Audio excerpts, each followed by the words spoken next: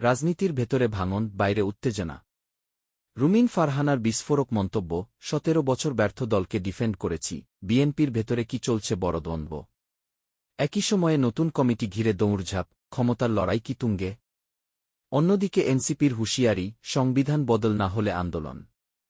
আর ঈদযাত্রা নিয়ে ছড়ানো অভিযোগকে বলা হচ্ছে কল্পিত, তাহলে সত্য কোথায়। রাজনীতি, ক্ষমতা, সংবিধান আর জনজীবন সব মিলিয়ে বাংলাদেশ এখন এক জটিল সমীকরণের মুখে। সামনে কি বড় পরিবর্তন, নাকি আরও সংঘাত।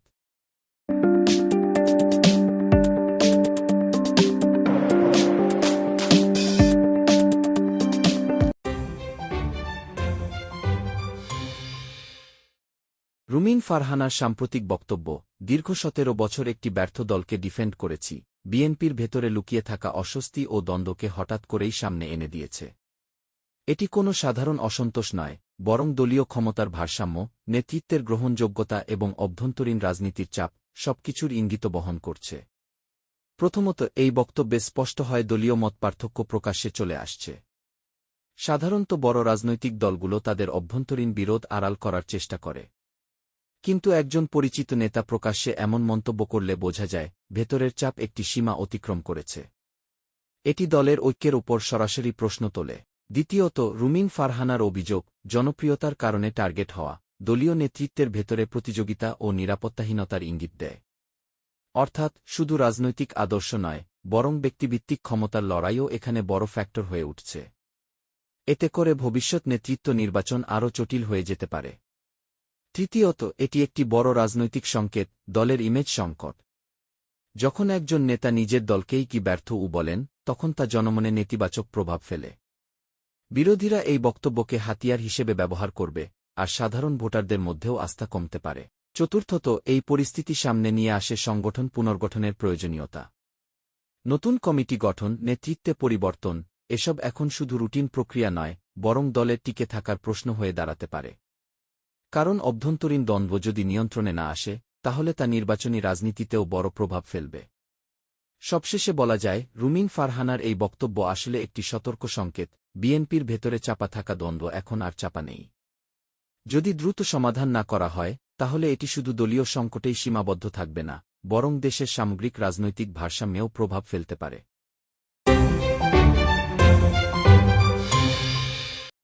অঙ্গসংগঠনের নতুন কমিটি ঘিরে যে দৌড়ঝাঁপ শুরু হয়েছে, সেটি নিছক সাংগঠনিক প্রক্রিয়া নয়, এটি আসলে ক্ষমতার ভবিষ্যৎ মানচিত্র আঁকার লড়াই। কারণ বড় রাজনৈতিক দলগুলোর ক্ষেত্রে অঙ্গসংগঠনই হল নেতৃত্ব তৈরির প্রধান ক্ষেত্র, যেখানে আজকের পদধারীরাই আগামী দিনের কেন্দ্রীয় নেতা হয়ে ওঠেন। প্রথমত, এই প্রতিযোগিতা দেখায় দলের ভেতরে শক্তির পুনর্বিন্যাস চলছে। কে কোনো পদে আসবেন, সেটি নির্ধারণ করে দেয় কার প্রভাব বাড়বে, কার কমবে।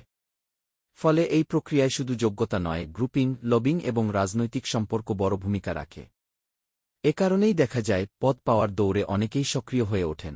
দ্বিতীয়ত, এটি সরাসরি যুক্ত ভবিষ্যৎ নেতৃত্বের প্রশ্নের সঙ্গে। ছাত্র, যুব বা অন্যান্য অঙ্গসংগঠনের শীর্ষ পদে যারা আসবেন, তারাই পরবর্তীতে মূল দলে গুরুত্বপূর্ণ দায়িত্ব পান।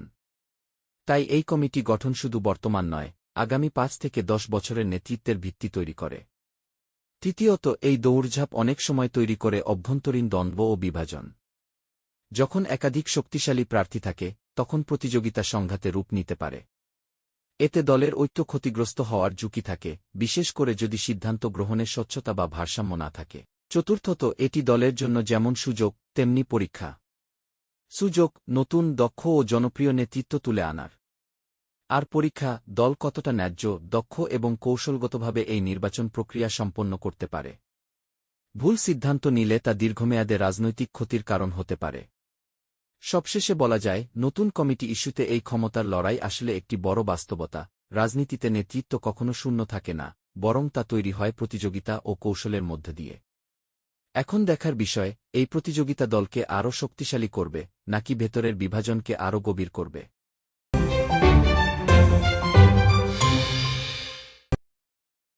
সংবিধান পরিবর্তন না হলে আন্দোলনের হুঁশিয়ারি, এই বক্তব্যটি বাংলাদেশের রাজনীতিতে এক ধরনের গভীর অস্থিরতার সংকেত। কারণ সংবিধান কোনো সাধারণ আইন নয়, এটি রাষ্ট্রের মূল কাঠামো, ক্ষমতার ভারসাম্য এবং নাগরিক অধিকারের ভিত্তি। ফলে এটিকে ঘিরে বিতর্ক মানেই পুরো রাজনৈতিক ব্যবস্থাকে কেন্দ্র করে প্রশ্ন ওঠা।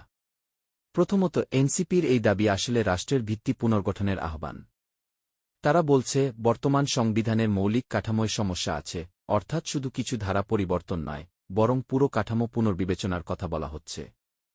এটি অত্যন্ত বড় রাজনৈতিক অবস্থান, যা সরাসরি ক্ষমতাসীনদের নীতির সঙ্গে সংঘর্ষ তৈরি করে। দ্বিতীয়ত, আন্দোলনের হুঁশিয়ারি পরিস্থিতিকে আরও উত্তপ্ত করে তোলে। কারণ সংবিধান পরিবর্তন সাধারণত সংসদীয় প্রক্রিয়ার মাধ্যমে হয়, কিন্তু যদি সেটি রাজপথে নিয়ে যাওয়া হয়, তাহলে রাজনৈতিক সংঘাত তীব্র হওয়ার আশঙ্কা থাকে। এতে করে সরকার ও বিরোধী শক্তির মধ্যে মুখোমুখি অবস্থান তৈরি হতে পারে। তৃতীয়ত, এখানে রয়েছে বৈধতা বনাম গ্রহণযোগ্যতার প্রশ্ন। একটি সংবিধান আইনি দিক থেকে বৈধ হলেও, যদি একটি বড় রাজনৈতিক অংশ সেটিকে গ্রহণ না করে, তাহলে তা কার্যত সংকটে পড়ে। এনসিপি সেই গ্রহণযোগ্যতার জায়গাটিকেই চ্যালেঞ্জ করছে, যা দীর্ঘমেয়াদে রাষ্ট্রীয় স্থিতিশীলতার জন্য গুরুত্বপূর্ণ ইস্যু। চতুর্থত, এই বিতর্কের পেছনে রয়েছে রাজনৈতিক কৌশলও। সংবিধান ইস্যু সাধারণ মানুষের কাছে সরাসরি জটিল মনে হলেও, পরিবর্তন বা নতুন কাঠামোকে এই ধারণাগুলো সহজেই জনমতকে প্রভাবিত করে। ফলে এটি একটি শক্তিশালী রাজনৈতিক ইস্যু হিসেবে ব্যবহার করা হচ্ছে।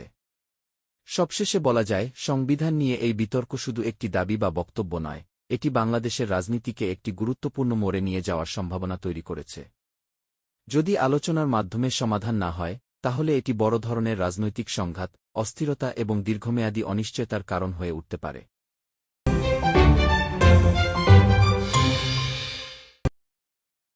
ঈদযাত্রা ঘিরে অতিরিক্ত ভাড়া, এটি বাংলাদেশে নতুন কোনো ইস্যু নয়, বরং প্রতি বছরই ফিরে আসা এক বাস্তবতা। কিন্তু এবার যখন অভিযোগকে সরাসরি কল্পিত বলা হচ্ছে, তখন তৈরি হয়েছে বাস্তবতা বনাম সরকারি বয়ানের এক স্পষ্ট দ্বন্দ্ব। প্রথমত, সরকারের অবস্থান বোঝার মতো। তারা বলছে, মনিটরিং জোরদার করা হয়েছে, র্যাব, পুলিশ, বিআরটিএ মাঠে আছে, অভিযোগ পেলে ব্যবস্থা নেওয়া হচ্ছে। এই বার্তার মূল উদ্দেশ্য হল জনমনে আস্থা তৈরি করা, যেন মানুষ মনে করে পরিস্থিতি নিয়ন্ত্রণে আছে। বিশেষ করে ঈদের মতো সংবেদনশীল সময়ে আতঙ্ক বা ক্ষোভ কমানোও এখানে গুরুত্বপূর্ণ। কিন্তু দ্বিতীয়ত, মাঠের বাস্তবতা ভিন্ন হতে পারে, এমন আশঙ্কা উড়িয়ে দেওয়া যায় না। অতিরিক্ত যাত্রী চাপ, সীমিত পরিবহন, টিকিট সংকট, এসব পরিস্থিতিতে অনেক সময় অঘোষিত ভাড়া বাড়ানো, বিশেষ সার্ভিস বা সিটিং খে নামে বাড়তি টাকা নেওয়ার অভিযোগ ওঠে। এগুলো সবসময় আনুষ্ঠানিকভাবে প্রমাণিত না হলেও যাত্রীদের অভিজ্ঞতায় থেকে যায়।